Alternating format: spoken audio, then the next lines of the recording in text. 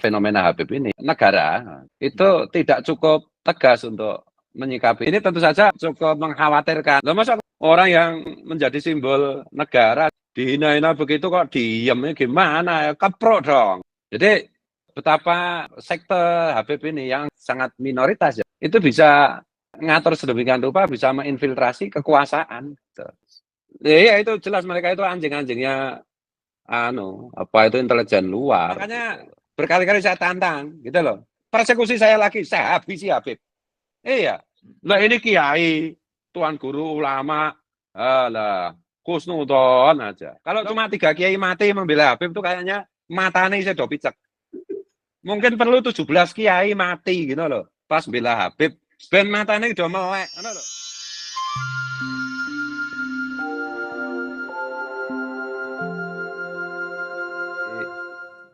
Di zaman Salahuddin Al-Ayyubi ada sekelompok orang yang disebut Koromitoh. Itu mereka mendakwakan diri sebagai keturunan Rasulullah, dan pada waktu itu diperangi oleh Salahuddin Al-Ayyubi gitu.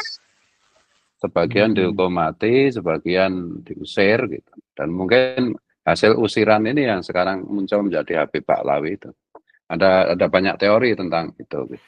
Dan kemudian di zaman Turki Utsmani itu juga siapa yang mengaku mendakwakan diri sebagai keturunan Nabi dan tidak bisa membuktikan secara faktual, tidak bisa memberikan data-data yang terukur sebagai keturunan Nabi, maka itu dihukum berat gitu, dihukum cambuk, bahkan ada yang dihukum mati. Nah, dalam konteks hari ini di Indonesia itu klaim sebagai keturunan Nabi yang dilakukan oleh Habib Alwi itu menurut saya sudah menjadi soft terror gitu, soft terror secara spiritual, dan soft terror ini menghasilkan teror yang teror pada akhirnya. Gitu. Ya. Jadi kalau kita melihat misalnya yang terakhir ini fenomena di Solo ya, ada sekelompok orang yang demo menuntut supaya Pak Jokowi dan keluarganya diusir, supaya diadili dan yang lain-lain. Yang semuanya itu tuntutan mereka itu berdasarkan hoax. Mereka begitu ganas seperti itu kan kaitannya dengan FPI, kaitannya dengan kelompok Habib. Ya. Nah, ini rangkaian cerita dari sebelum-sebelumnya yang di Jakarta yang kemarin tuh 411 yang ternyata alhamdulillah berkat terbongkarnya kepalsuan nasab Habib Alwi itu umat, masyarakat, rakyat tidak mau lagi diperalat oleh Rizik Syihab dan kawan-kawan. Buktinya 411 kemarin tuh sepi, nggak ada yang ngikutin.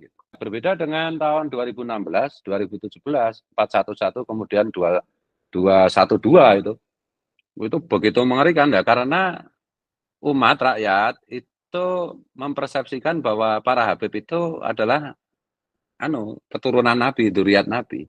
Akibatnya mereka mau benar mau salah, mereka berbondong-bondong sampai ribuan orang atau puluhan ribu orang. Gitu. Ya. Nah, dalam konteks yang lain lagi, Rizik Syihab itu kan terang-terangan dia pernah menyatakan di depan publik bahwa dia mendukung ISIS. Dan berkali-kali sampai hari ini juga dia mengatakan punya cita-cita untuk menjadikan Indonesia sebagai berdasarkan syariat Islam. Syariat Islam itu sendiri versi dia ya? Ya, versi dia. Satu frase yang sebenarnya sulit untuk dirumuskan gitu. Syariat Islam itu bagaimana yang sebenar-benarnya yang dikehendaki Rasulullah dan generasi awal di komunitas yang dibangun oleh Rasulullah itu tentu sangat jauh berbeda dengan syariat Islam yang sekarang beredar di penjuru bumi ini gitu. Dan artinya syariat Islam itu sendiri sebagai sebuah komoditas jualan gitu. Dan klaim sebagai keturunan Nabi ini kan mereka mintakan secara historis itu mereka mintakan kepada pemerintah kolonial Belanda untuk mengangkat mereka sebagai keturunan Nabi sebagai bagian dari dealing menjadi alat pukul secara spiritual, secara teologis kepada para pejuang kemerdekaan di zaman penjajahan dulu gitu. Nah, ini kan sudah banyak dijelaskan. Jadi klaim sebagai keturunan Nabi bernasab kepada Nabi yang ternyata palsu ini dalam segala aspeknya itu breakdownnya itu atau turunannya itu sangat-sangat membahayakan sendi-sendi bangsa dan negara kita. Gitu. Nah, oleh karena itu kalau ada judul misalnya mengaku sebagai keturunan Nabi, layakkah dihukum mati, memalsukan nasab Nabi layakkah dihukum mati, itu menurut saya ya layak, sangat layak. Saya itu pernah nonton video Gus Wat, ketika Gus Muafik itu melakukan keterselipan lisan lah ya, yang mengatakan Nabi Muhammad rembes hidungnya ketika kecil, gitu kan. Itu kemudian direaksi oleh Taufik Assegaf dan seluruh gerombolannya itu yang mengarahkan pada secara implisit bahwa itu sudah halal darahnya.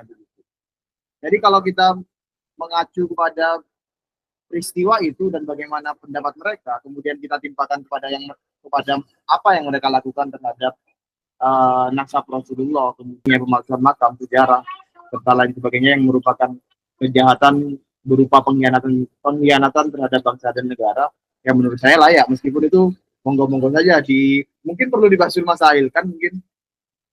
Ya, dan menista Nabi kan sepanjang sejarah itu, baik Sunni maupun Syiah itu kan sama-sama memposisikan, memberikan hukuman yang berat gitu ya.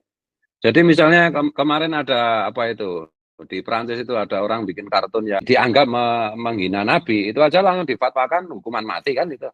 Dulu ya, Salman Rushdie itu juga dengan Satanic Verses itu juga difatwakan dihukum mati. Pada Satanic Verses atau gambar kartun yang dianggap menghina Nabi, itu akibatnya itu tidak separah pemalsuan nasab yang dilakukan oleh Habib Ba'alwi gitu. Apalagi kasusnya Gus Muafik itu, yang itu debatable apakah Gus Muafik itu benar-benar menghina atau tidak, itu debatable, dan menurut saya itu sama sekali tidak ada unsur penghinaan. Itu pun para Habib itu menyikapi dengan sangat keras bahwa penghina Nabi itu wajib dihukum mati kan, itu secara implisit begitu. Nah, ini jelas-jelas Habib Ba'alwi ini jelas-jelas dengan pengakuan nasab palsu mereka, bahwa mereka itu keturunan Nabi yang ternyata terbukti sekarang ini palsu, ini jelas-jelas lebih layak untuk difatwakan hukuman mati. Tentu saja terlepas dari mekanisme hukum yang berlaku di Indonesia. Apalagi implikasi dari klaim nasab palsu mereka itu kemana-mana gitu, ke segala arah gitu perusakannya, dan termasuk juga merusak ajaran Islam, karena klaim mereka sebagai keturunan Nabi dengan seenak udel mereka membuat fatwa yang aneh-aneh, membuat cerita-cerita yang halu dan seterusnya yang membawa umat ini bukan kepada cahaya tetapi kepada kegelapan, bukan kepada nur tapi kepada zulumat gitu.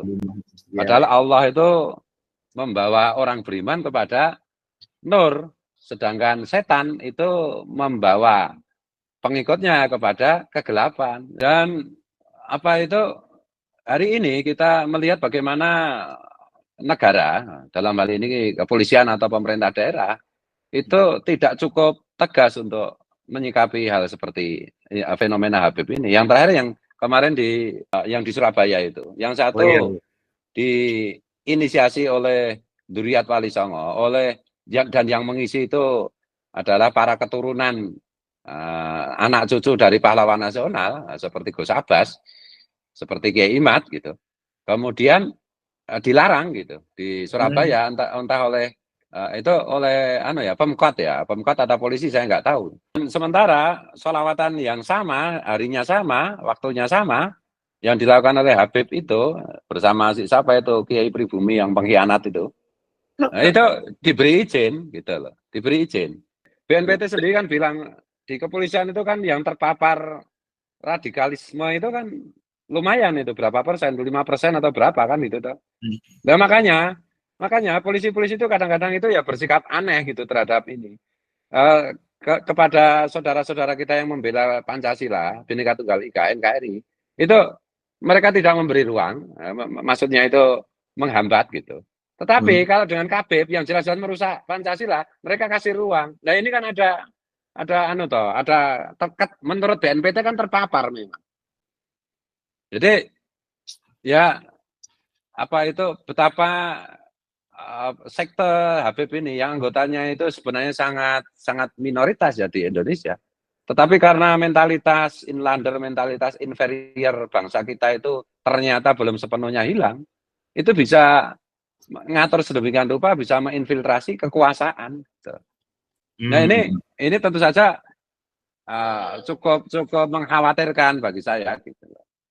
Yang saya izin masuk Gus. Jadi kan kemarin tuh ada ya demo yang menuntut diusir keluarga Jokowi, diusir dari Solo begitu. Kalau menurut saya itu yang paling pantas untuk diminta pergi dari Solo itu ya Pak Habib Novel Alaidrus dan kelompok Habib di Solo itu. Betul. Seharusnya begitu. Ini kan kelakuan antek imigran Yaman kan. Keturunan antek Belanda imigran Yaman. Seharusnya ya kita juga bikin demo. Demo untuk mengusir mereka karena terbukti sepanjang sejarah mereka bikin kekacauan terus di Indonesia ini. Tidak ada sumbangsi apapun, bahkan mereka itu menjadi antek kolonial Belanda dan setelah diterima oleh bangsa Indonesia sebagai keluarga, sebagai WNI, mereka terus-menerus bikin kacau. Saya mau tanya ini, apa itu misalnya laskar-laskar yang di Solo, termasuk apa itu bolone Mas Gibran, kenapa diam itu? Loh, masa keluarga Mas Gibran sekarang Mas Gibran itu Wapres, bapaknya dulu Presiden ke-7. Orang yang menjadi simbol negara, simbol pemerintahan kita. Dihina-hina begitu kok diem, gimana? Keprok dong. Iya. Bahkan seandainya Pak Jokowi itu bukan Presiden ke-7 sekalipun, bahkan seandainya Mas Gibran itu bukan Wapres sekalipun, kelakuan seperti itu sudah sangat kurang ajar. Gitu loh. Mereka terus-menerus tidak henti-hentinya membuat agenda yang bertentangan dengan kehendak rakyat. Yang sudah disepakati oleh para founding fathers kita. Nah, sepanjang sejarah kan begitu. Meskipun ada isu-isu juga bahwa FPI, HTI, termasuk si kemarin itu yang nyapres itu adalah bonekanya CIA gitu. Jadi jangan salah paham ya. Saya disclaimer ini. Saya bukan anti Amerika, tetapi saya ingin menunjukkan bahwa negara kita itu tentu saja ada kekuatan Barat, Amerika bersama Israel gitu, bersama Eropa gitu, dan juga ada kekuatan Cina gitu. Nah, mungkin gitu loh, mungkin saya nggak tahu, mudah-mudahan tidak, bahwa tekanan-tekanan yang dilakukan secara psikologis oleh intelijen asing itu membuat dalam tanda petik itu seorang ketum PBNU pun muntir kan gitu bagi saya itu. Ya. Jadi kita harus memahami bahwa Indonesia itu ibarat gadis cantik yang hendak dipinang oleh banyak pihak. Yang paling kuat kan tentu saja blok Cina, Soviet dan blok Barat, Amerika. Nah, FPI yang suka teriak-teriak itu makanya kalau kita perhatikan itu teriakannya pasti gitu, rasis kepada kelompok Tionghoa. Jadi kebencian kepada masa pemerintahan Pak Jokowi yang relatif cenderung lebih memberi ruang kepada kubu Cina, itu membuat kelompok FPI itu digerakkan untuk memaki-maki Tionghoa, kurang lebihnya begitu. Nah ini masyarakat harus paham gitu loh, bahwa ini bukan sekedar permainan lokal, ini kan permainan global. Meskipun mungkin anggota FPI itu tidak sadar ya bahwa mereka itu dikendalikan oleh kekuatan intelijen seperti CIA gitu. Ya intinya kan begini loh, setiap negara luar itu kan menginginkan kalau bisa itu ngeblok ke mereka, kalau tidak kan dilemahkan pemerintahannya. Gitu. Termasuk kemarin ya, kembali ke demo soal Pak Jokowi itu ya. Pak Jokowi mereka menuntut untuk diusir. Ini kan khas banget bagaimana mereka itu membuat distrust kepada pemerintah hari ini dan pemerintah sebelumnya. Dan bahkan kalau dalam kasus Habib itu nanti mendelegitimasi leluhur Nusantara gitu. Itu kaitannya dengan ketahanan negara gitu. Ketika warga negaranya sendiri sudah nggak percaya dengan pemimpinnya, pemerintahnya menjadi tidak kuat, tidak percaya lagi, tidak membanggakan leluhurnya tanpa identitas, maka pasti kekacauan-kekacauan itu akan menimbulkan pemerintahan yang lemah, dan artinya kalau pemerintahan yang lemah itu negara menjadi lemah. Dan disitulah kekuatan asing yang menjadi dalangnya itu akan lebih leluasa bermain gitu. Nah itulah yang saya maksud, terkonfirmasi bahwa kasak kusuk di dunia intelijen sejak saya mendengar sejak tahun 2009 itu, bahwa kelompok-kelompok radikal itu memang difasilitasi oleh intelijen asing, terutama CIA. Sekali lagi saya tidak anti CIA loh, saya sedang membela bangsa saya gitu loh. Bahwa semua kekuatan intelijen luar itu pasti berusaha melemahkan Indonesia dengan cara melemahkan apa itu pemerintahan yang sedang berkuasa maupun menghina-hina pemerintahan yang lalu-lalu, termasuk pemerintahan yang dipimpin oleh Pak Jokowi dan yang sebelum-sebelumnya, kemudian juga sampai kepada leluhur-leluhurnya gitu. Ini bagian dari melemahkan mental bangsa Indonesia.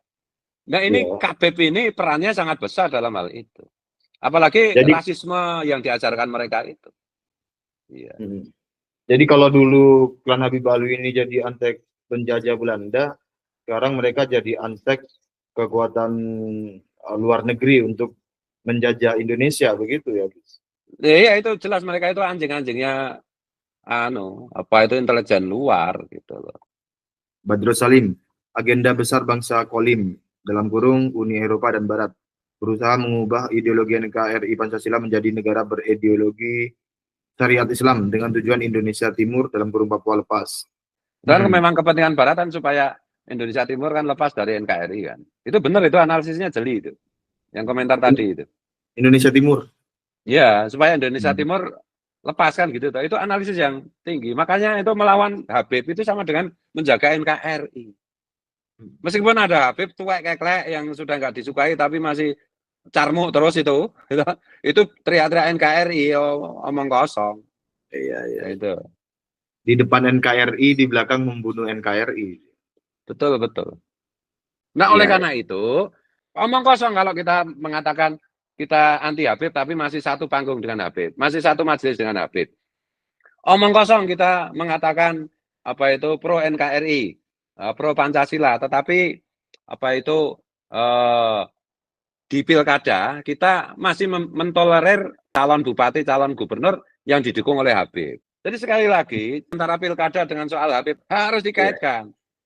Itu siapa saja calon bupati, calon wali kota, calon gubernur yang terafiliasi dengan Habib jangan pernah didukung, boikot. Kalau enggak, nanti kalau mereka jadi gubernur, jadi bupati, jadi wali kota, yaitu mereka dikendalikan oleh para KB. Partai pun kalau masih gandeng jemput dengan Habib, jauhi. Itu loh. Termasuk ulama-ulama yang masih gandeng jemput dengan Habib, jauhi. Itu loh. Ini Mas Rifki, skala pergerakan kan sudah kita lakukan di segala lini kan. Yang belum maksimal itu adalah gerakan politik. Maksudnya gerakan politik itu gampang saja, sekali lagi. Tokoh politik siapapun yang terafiliasi dengan Habib, boikot. Karena saya masih mengkhawatirkan bahwa lobby-lobby politik Habib Alwi di Indonesia itu masih cukup licin, masih cukup kuat, masih cukup liat. Gitu loh. Saya khawatir nanti akan menjadi seperti lobby Yahudi di Amerika Serikat. Gitu loh. Ya bagaimana juga si Lutfi itu masih mau minta ketemu sama presiden segala macam, iya kan? Oleh karena itu, nggak peduli pilihan kita itu siapa, nggak peduli partai kita itu apa, mau PDI, mau PKB, mau PAN, mau apapun, tetapi semua oknum politisi, semua partai yang terafiliasi dengan Habib, yang memberi tempat kepada Habib Alwi, boikot. Kalau nggak tegas begitu, ya pemimpin kita yang di ormas ini macam-macam ternyata ya kebanyakan pengecut. Ya saya kan cuma teringat wasiatnya Gus Dur itu ketika ditanya Andi Noya itu, lah hikmahnya gimana Gus? Hikmahnya ya bangsa kita itu penakut kita kan kata lainnya pengecut, takut, nggak berani menghukum yang bersalah. Itu loh. Makanya siapa saja yang terafiliasi dengan Habib, yang memberi tempat pada Habib, boikot. Gitu loh. Nggak peduli mau presidennya siapa, mau ketua partainya siapa, mau gubernurnya siapa, mau menterinya siapa, apapun kedudukannya, kalau memberi tempat pada Habib, sikat. Karena itu mengkhianati Pancasila. Gitu loh. Ya harus begitu secara politik.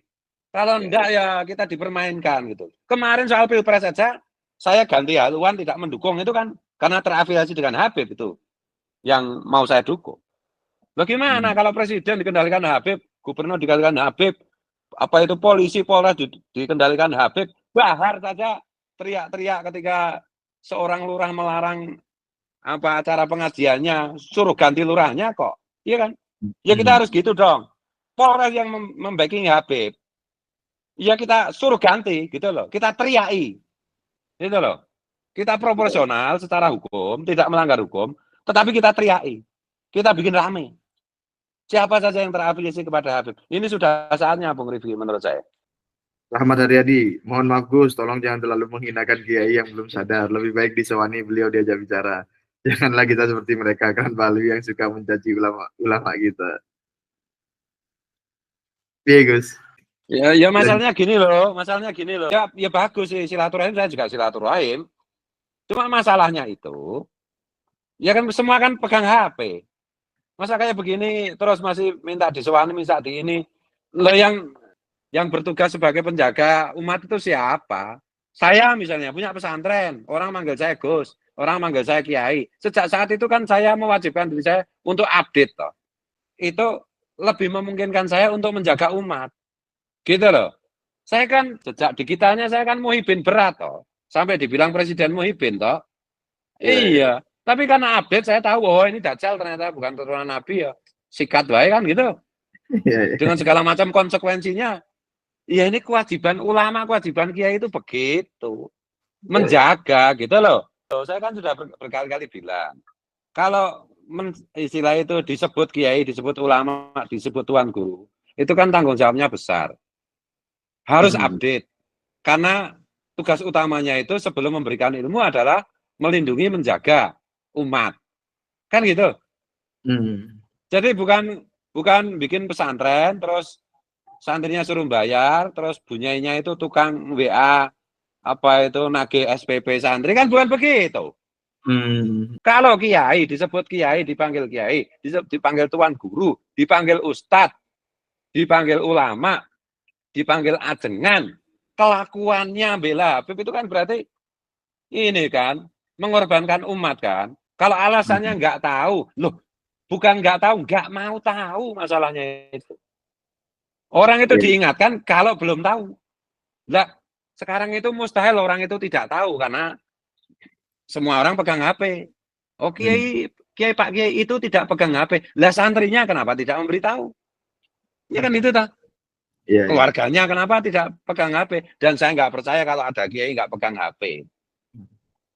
Ya nggak percaya. Umpamanya nih Gus, umpamanya memang nggak tahu ya. Mari cari tahu dan kami akan beritahu. Kan begitu Gus? Betul. Gitu loh. Masa Sumur mendatangi Timba, ya Timba yang datang dong. Iya kan? Ya kecuali mereka itu memang ulama dunia yang menomorsatukan kepentingan dunia di atas segala-galanya. Persetan umat Rasulullah, rakyat Indonesia dibohongi, ditipu, ditindas, dijajah. Persetan yang penting dapat duit, yang penting tetap terkenal, yang penting posisinya tetap aman, duitnya banyak, santrinya banyak, laris ceramahnya. Ya kalau memang maunya gitu ya sudah kan gitu tak? Iya, kurang terang benderang kayak apa ini soal Habib itu bukan keturunan Nabi. Mereka ngaku-ngaku garis apa lurus laki-laki. Nah, garis lurus laki-lakinya DNA mereka haplogrup G gatel gitu kok. Yahudi Askenazi gitu Gus, kok. Iya, garis lurus laki-laki Yuya dukun Fir'aun, Gus. Nah, iya makanya itu. Masa kayak gitu masih husnudon macam apa? Nggak bisa dong. Kalau mau merusak umat, mementingkan diri sendiri, ya bilang aja. Menjadikan umat sebagai aset, mengkapitalisasi umat sebagai aset, sebagaimana dilakukan oleh para kabid, ya bilang saja. Memang orang itu berteman dengan yang sama sifatnya kok. Gitu. Tapi Mas Rifki, kalau kita itu sudah menyiapkan energi untuk 20 tahun mengurusi soal ini, saya prediksi nggak sampai 20 tahun lah. Kalau kita mengamati perkembangannya. 10 tahun aja udah bertumbangan itu. Iya. Baru 2 tahun udah banyak yang mati itu, Gus. Betul. Ya meskipun kita tidak bisa memastikan ya apakah itu kualat Wali Songo atau tidak ya silakan saja. Tapi kan faktanya banyak yang mati. Betul. Dan mudah-mudahan tuh Allah menunjukkan lagi. Kalau cuma 3 kiai mati membela Habib tuh kayaknya matanya saya do picek. Mungkin perlu 17 kiai mati gitu loh. Pas bela Habib. Ben matanya udah melek, ngono lho, ora do picek ngono lho. Dan selain Kiai kan Habib-Habibnya juga beberapa udah mati kan, Gus. Ya kalau Habib mati itu malah agak aneh itu. Karena setan tuh matinya hari kiamat. Nah, kemarin ada kesaksian itu yang saya share itu yang saya ambil dari dari TikTok itu.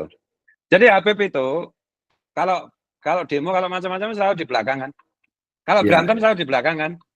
Ya mereka itu sebenarnya pengecut, penakut gitu loh. Makanya berkali-kali saya tantang gitu loh. Persekusi saya lagi, saya habisi Habib. Iya. Bukan pribuminya, bukan mukibulnya yang saya habisi, Habibnya. Gitu loh. Oh iya, ini si siapa itu, si Bahar itu kemarin ada video yang ngomong Indonesia itu apa itu karena keadaan begini, dia itu bosan apa itu hidup di Indonesia karena penuh dengan ketidakadilan macam-macam. Nah, ini untuk si Bahar itu ya. Ya kamu minggat aja dari Indonesia kalau bosan di Indonesia. Bukan hanya kamu yang bosan di Indonesia, orang Indonesia itu semua bosan sama lihat wajah kamu itu masalahnya. Tidak hanya wajah Bahar, wajah yang lain juga, Gus. Oh iya, betul. Itu juga ada itu Habib yang berceramah di Tarim mengatakan, ceramahnya di Tarim ya, mengatakan bahwa di Indonesia itu penuh fitnah, Tarim ini penuh berkah begitu. Ya kalau seperti itu ya pindah saja dari Indonesia ke Tarim gitu, jangan ragu-ragu. Betul, ke Tarim kan di sana hujannya aja kan susu, ya kan? Susu. Iya, toteng grundul. Terus kalau di dalam penelaan Gus Fuad, ini klan Habib Alwi ini beragama Islam atau agama Al-Yamani? Ya kalau saya itu Habib itu punya agama sendiri. Udah loh. Kalau misalnya kita Mamunji itu mencurigai mereka itu Syiah, saya juga nggak terlalu setuju. Karena mereka itu setengah Syiah, setengah Wahabi, setengah Ahlussunnah, setengah setan, setengah Dajjal. Nah gitu masalahnya. Jadi menurut saya itu gabungan kayak kalau mungkin di India itu ada agama Bahai itu loh. Gabungan antara Islam, Hindu, Buddha, apa kan itu jadi Bahai kan itu. Nah, Oplosan Habib ini gitu. juga agama oplosan itu. Jadi ajaran-ajaran mereka itu kan bertentangan dengan mainstream di Sunni dan juga bertentangan dengan Syiah juga menurut saya. Tapi mereka ngambil unsur-unsurnya Sunni, unsur-unsurnya Syiah, unsur-unsurnya komunis, unsur-unsurnya ya itu tadi halusinasi itu. Ya bagaimana mungkin mereka itu masih bisa dianggap Islam karena nabinya orang Islam itu apa itu mi'rajnya itu cuma sekali seumur hidup, sementara ulama mereka itu 70 kali dalam satu malam kok. Ya kan gitu. Iya. Misal itu juga ada itu umroh Tarim Hadramaut itu. Nah makanya saya bilang Habib itu kalau dibilang Islam ya sulit gitu loh. Ya itu agama baru, umrohnya ke Tarim. Tuh tawafnya kan di makamnya si siapa itu Fakih Muqaddam itu, ya toh? Ya, Kalau kita umroh itu kan ke Mekah, ya toh? Kalau kita ziarah kan ke Madinah. Nah itu. Nah, kalau mereka kan bilang nggak usah ke Madinah, nggak usah ke Mekah, di Tarim itu sudah lebih dari itu kan gitu toh? Iya. Iya, bahkan Rasulullah katanya itu tidak di Madinah, seringnya di Tarim kan banyak ceramah seperti itu. Iya toh? Itu ada juga yang Habib yang mengatakan itu seandainya tidak ada Mekah dan Madinah, maka Tarim adalah kota yang paling mulia di dunia. Lah ya itu, makanya itu ya sudah bikin agama sendiri aja, gitu loh. Kalau bikin agama sendiri ya kita nggak usah ngoreksi nasabnya gimana, namanya juga agama, toh. Ya, kita nggak ngurusin kan gitu. Iya, Tapi betul. mereka ngaku Islam, ngaku Sunni, ngaku NU gitu loh. Iya. Nah masalahnya gini loh Mas Rifki, mereka itu sebagaimana ajaran Dajjal kan matanya satu, jadi melihat kebenaran itu setengah. Talbisul haq bil batil, mencampurkan yang benar dan yang sesat. Nah mereka itu kan pandai sekali membuat oplosan kebenaran dengan oplosan kesesatan. Sehingga masyarakat awam secara umum itu tidak memahami itu bahwa ini aliran yang sesat. Bahkan kiai-kiai ulama-ulama banyak tertipu. Nah kiai ulama yang tahu, yang tidak tertipu, nah itu pengecut. Masalahnya kan gitu. Ya, jadi kan si malakama ini. Iya. Kiai yang paham bahwa ini ajaran Habib itu adalah talbisul haq bil batil. Apa itu perwujudan dari ajaran Dajjal yang tahu dan berani itu sedikit ngomong gitu. Yang berani ngomong sedikit. Kebanyakannya mencari aman. Kebanyakannya pengecut. Gitu. Nah, pertanyaannya begini.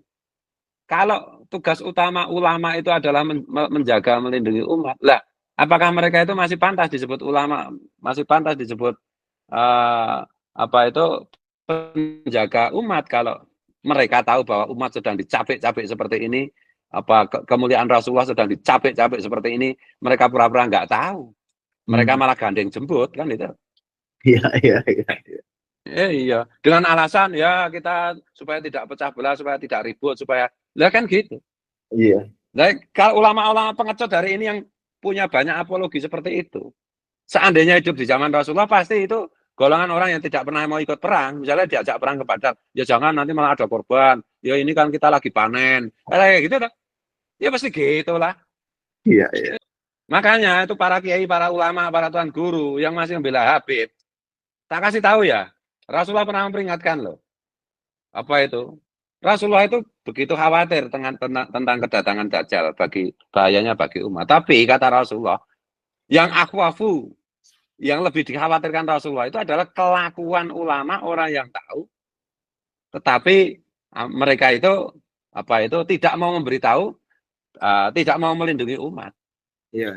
Ulama dunia yang mementingkan, ulama dunia itu mementingkan dunia daripada mementingkan misi dan tugasnya, yaitu menjaga umat. Nah itulah, itu Rasulullah aja lebih benci ulama seperti itu daripada Dajjal gitu loh. Enggak ada alasan-alasan, oh ini strategi organisasi, strategi. Enggak, masalah ini korbannya ini umat gitu loh. Kalau korbannya elit ya biarin aja. Mau kasarannya gini loh, mau ini korupsi ini larinya kemana macam-macam, itu enggak sampai merusak ini. Lah Habib itu merusak Islam ya masalah itu. Merusak ajaran Islam masalahnya itu. Lebih merusak daripada korupsi ya. Wah iya, lebih rusak daripada korupsi. Makanya saya itu sekarang nggak terlalu mengkritik koruptor karena ada yang lebih berbahaya dari korupsi. Yaitu ya korupsi agama ya. Korupsi agama yang nanti itu akan dibawa ke korupsi ideologi. Lah kalau korupsi duit kan masih bisa diurus. Lah kalau korupsi Pancasila, mereka melakukan itu. Si Rizik Sihab itu ngomong, saya tuh tahu tentang Pancasila macam, tapi dia itu sedang punya agenda untuk merobohkan Pancasila. Masalahnya gitu. Gitu loh. Saya masih memaklumi ketika misalnya ada pastor, ada pendeta, ada pedanda yang tidak ikut bicara dalam hal ini karena mereka itu merasa minoritas, gitu loh. Ini kan kepentingan nasional ya, nation interest ya. Ini kepentingan bukan hanya umat Islam, bukan hanya NU, tetapi kepentingan bangsa ini. Nah kalau kelompok-kelompok minoritas seperti pastor, seperti pendeta, seperti pedanda tidak ikut teriak soal palsunya nasab Habib yang berbahaya ini, saya bisa memahami. Kalau saudara-saudara kita orang Tionghoa tidak ikut berteriak, saya bisa memahami. Ya karena mereka merasa minoritas gitu loh. Lah ini kiai, tuan guru, ulama, lah khusnudon aja. Lah khusnudon kalau nggak ada data, nggak ada ilmu. Gitu loh. Nah, kalau kita sholat zuhur tidak tahu arah kiblat ya kita pakai zon saja, oh ke sana. Tapi kalau udah dikasih tahu, udah ada kompas kok masih zonnya ke sana, wah itu gimana itu? Ini ada yang komentar, uas ya tarem. Uas saja itu menjadi hilang akalnya ketika menjadi muhibin mereka itu. Lah uas kan harusnya pinter, iya dah. Masa dia bilang tahrim itu nggak diaspal, karena menghormati apa itu telapak bekas telapak kaki para wali. Lu kan gila toh.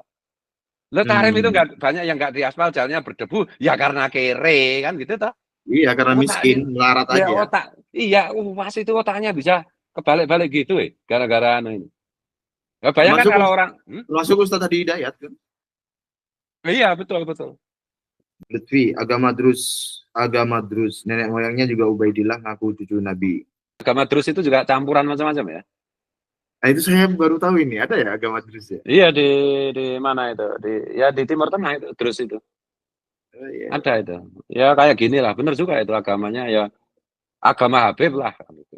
Kalau di sana mungkin terus, atau kalau di India ada Bahai, mungkin di sini itu ya bikin aja agama Habib gitu.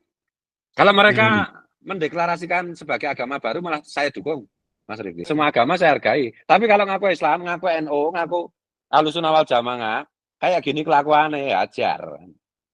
Kemarin itu Gus, ada sebuah video YouTube yang menginformasikan bahwa UNHCR itu membuka donasi untuk Yaman karena kelaparan dan kemiskinan begitu.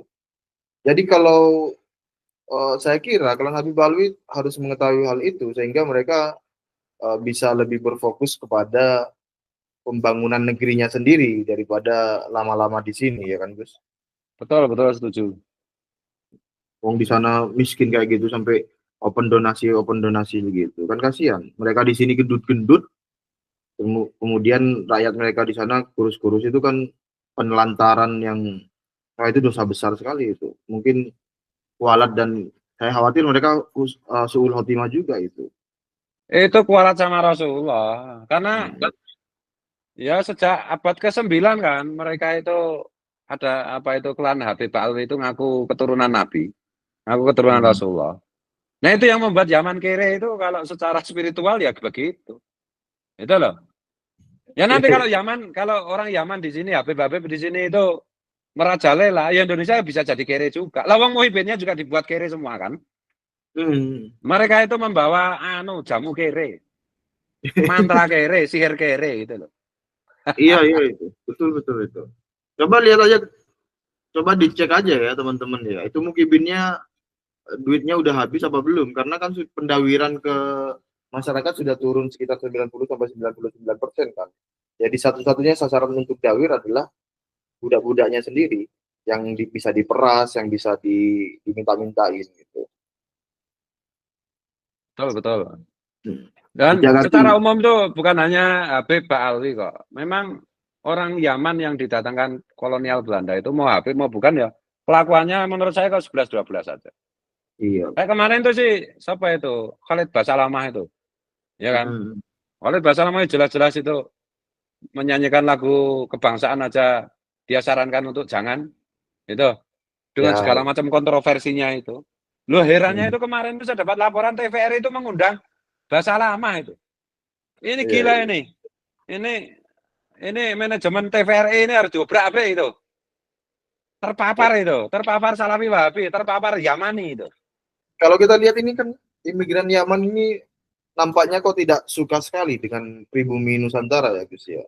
Baik itu yang Balwi ataupun non Balwi ya. Ya mungkin secara psikologis mereka itu karena merasa pendatang gitu dan sebenarnya mereka itu inferior juga toh. Inferior yang berlebihan itu kan menjadi superior yang ODGJ itu tadi kan. Iya. Iya. Terima kasih. Saya akhiri. Wassalamualaikum warahmatullahi wabarakatuh. Waalaikumsalam warahmatullahi wabarakatuh.